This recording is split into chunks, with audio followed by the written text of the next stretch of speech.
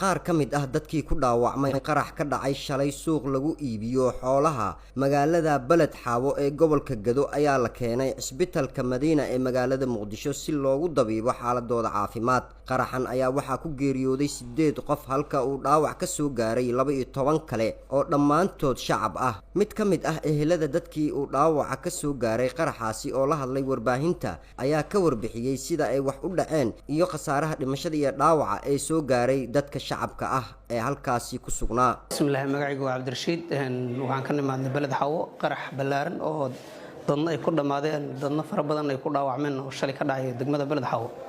Baan ninkan dhaawiciisa oo la mid oo shalay diyaaradda gargaar noola fidiyay oo ku nimaadnay. Alxamdulillah, wuu dhiban yahay, gacanta uu ka burbursan yahay, wuu ka jaban yahay. Ilaahay ha u naxariisto. Dad badanna way dhaawacmeen. Marka dhaawicii dadka ninkii la socday baan nahay. Ninkan waa walaal